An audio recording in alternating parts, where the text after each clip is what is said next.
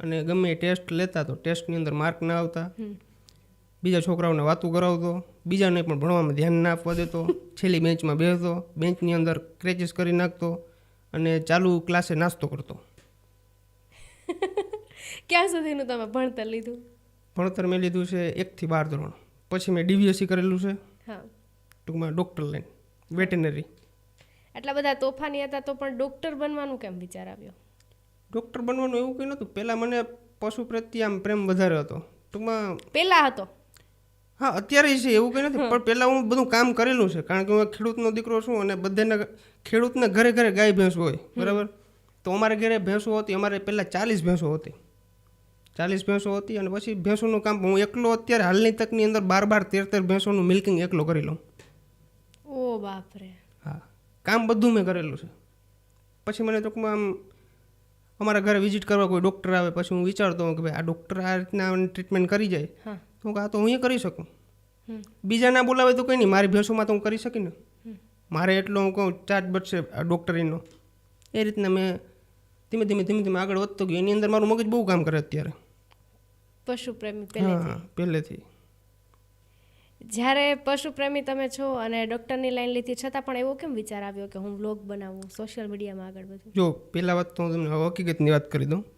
Vlog બનાવવાનો કે એવો મને ક્યારેય કોઈ વિચાર નથી આવ્યો. હા, પણ અઠ્ઠે હાલી ગયું. સિરિયસલી કહું છું, મેં ક્યારે એવું વિચાર્યું નહોતું કે હું નાનકડા વ્લોગથી સ્ટાર્ટિંગ કરી અને આજે અહીં પહોંચીશ. પહેલાં કોઈના વ્લોગ જોતા? હા, જોતો. સૌરવ જોશીના જોતો. ગુજરાતી ક્રિએટર કોઈ ન જોતો, સૌરવ જોશીના બસ. એ રીતના હાલતું. પેલો વિડીયો ક્યારે બનાવ્યો હોય એવું યાદ છે? પહેલો વિડીયો મેં આમ તો જોઉં તો યુટ્યુબની અંદર નહોતો બનાવ્યો. પહેલો વિડીયો મેં બનાવ્યો તો ઇન્સ્ટાગ્રામની અંદર. એ હાલતા ચાલતા બસ એમને.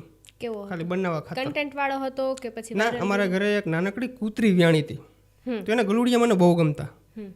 તો એ ગલુડિયાને એક દિવસ રમાડતો હતો અને સેલ્ફી કેમેરાથી મેં વિડીયો બનાવ્યો. હું ગાંડા રડની મારી હગાઈ થઈ ગઈ તારી થઈ જાય, ટૂંકમાં એ ગલુડિયું રાડું નાખ્યા રાખતું. ત્યારે તમારી સગાઈ થઈ ગઈ હતી? હા, મારી સગાઈ થઈ ગઈ હતી, ત્યારે થઈ ગઈ હતી. એ એક મોટી આખી કહાની છે, હું તમે પૂછજો, હું તમને આખો જવાબ એનો આપી. ત્યારે પણ સગાઈ થઈ ગઈ હતી? હા. અને હમણાં સગાઈ થઈ? હા, પાછી. એ બંને છોકરીઓ એક જ છે? ના, એક નથી, અલગ અલગ છે. એ શું ઘટના હતી? ઘટના તો એવી બહુ અઘરી ઘટના છે એ. કારણ કે મારી સગાઈ 7 વર્ષ ચાલી. કેટલા વર્ષના હતા ત્યારની વાત છે? સમથિંગ 16-17 વર્ષનો હોય ત્યારે મારી સગાઈ થઈ ગઈ હતી. 16 નહીં, 15 વર્ષનો હતો ત્યારે મારી સગાઈ થઈ ગઈ હતી. ગમતી છોકરી સાથે થઈ હતી? એટલે હા, પહેલાં નાના હોય ત્યારે તો એવું કંઈ હોય નહીં. આપણે મમ્મી પપ્પા કહે ત્યારે સગાઈ કરવાની હોય તો આપણે કરી લીધી હતી. પછી એવું કંઈ નહોતું. અમારી પસંદગીની છોકરી? હા, મમ્મી પપ્પાની પસંદગીની છોકરી હતી. બધું કમ્પ્લીટ હતું, એ કંઈ વાંધો નહોતો. પણ જ્યારથી હું યુટ્યુબ અને ઇન્સ્ટાની અંદર આવ્યો ત્યારે એના ફેમિલીવાળાઓના વિડીયો પસંદ નહોતા અને મને એમ હતું કે હું આની અંદર આગળ વધી શકું એમ છું. પછી ધીમે ધીમે રોજના ડખા થવા માંડ્યા. પછી મેં કીધું કે કંઈ વાંધો નહીં, આમાંથી આપણે છૂટા પડી જાય, કારણ કે આપણે આઈને બ્રેક મારવી નથી, આપણે તો હજી બહુ આગળ જવાનું છે. પછી ત્યાં કરી. કેટલા વર્ષ થયા હતા સગાઈને? 7 વર્ષ. 7 વર્ષમાં તો એવું કહેવાય કે પ્રેમ ઘણો બધો વધી ગયો હોય જ્યારે 7 વર્ષ સગાઈ રહી હોય. વધી જાય, પણ ખરેખર કહું તો મારે નહોતો વીતો. કારણ કે એના ફેમિલીવાળા થોડાક સ્ટ્રીક હતા, એને કંઈ ફોન ને હાથમાં એવું બધું આપે નહીં. એટલે એટલા બધા કોન્ટેક્ટની અંદર પ્રેમ તમારા ફેમિલી સાથે નહીં, છોકરી સાથે કરવાનો હતો. છોકરી ગમતી હતી? છોકરી ગમતી હતી એવું કંઈ નહોતું, અત્યારે પણ ગમે છે. પણ હા, પણ એ વસ્તુ સ્વભાવથી મને નથી ગમતી અત્યારે.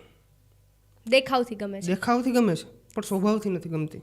શેને મહત્વ આપો છો, દેખાવ કે સ્વભાવ? સ્વભાવને. તમારી સાઈડથી કેટલા પ્રયત્ન હતા અને કેવા કેવા પ્રયત્ન હતા સગાઈ બચાવવા માટેના?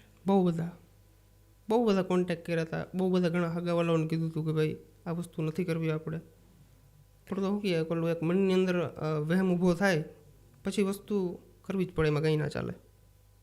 જ્યારે એક બાજુ તમારું સોશિયલ મીડિયા હતું અને એક બાજુ જેની સાથે સગાઈ થઈ હતી એ છોકરી હતી, એ બંનેમાંથી તમે સોશિયલ મીડિયાને ચૂઝ કર્યું. આટલો બધો કોન્ફિડન્સ ક્યાંથી આવ્યો? કારણ કે મને ખબર હતી કે ભાઈ હજી આપણે જો આ છોકરી મારી લાઈફની અંદર રહેત ને તો હું હજી ન્યાન્ય હોત, સિરિયસલી. કારણ કે એ જે કહે એમ કરવું પડે ને આપણે. વાંધો છોકરીમાં હતો કે છોકરીના ફેમિલીમાં? છોકરીમાં હતો ને છોકરીને